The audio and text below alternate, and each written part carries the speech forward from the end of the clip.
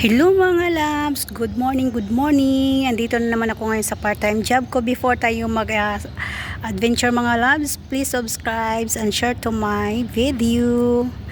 Yan mga loves, dito ako ngayon sa part-time job ko. Yan, itong building sa likod to kasi bawal doon sa loob mag-video. So dito ngayon ako mag-video. Ito mga loves, dito ako nagpa-part-time job. Ngayon nandito ako sa labas ng building. Yan. Dito yan sa labas. Itong may bakante niyan mga loves, so bago nilang ginawa yung building. Tapos dito naman may mga may mga janitor din dito nagalinis.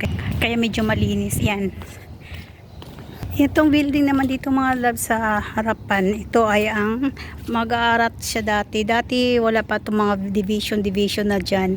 Ngayon meron na. Medyo mainit-init pa ngayon pero hindi na masyado mainit kasi nag-start ng winter dito sa Kuwait. So ganito. Mag-December siguro mga Pasko, marami nang magdi-display dito yan. Dito ko ngayon medyo walang tao kasi nandun sa loob ang mga tao. Doon sila, may mga Pilipina doon sa loob ng shop.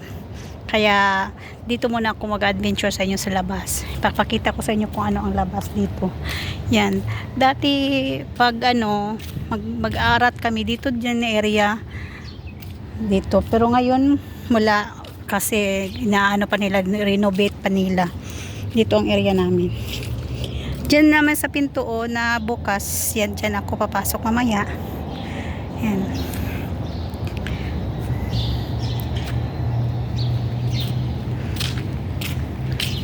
Tara mga loves, sabayan mo ako. Punta ako doon sa loob. Punta ako sa loob kay may janitor nakakita sa akin.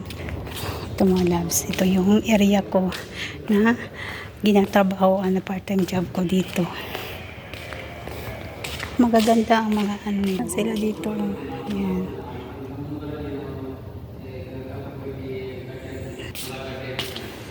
Maganda ang mga nila, furniture nila.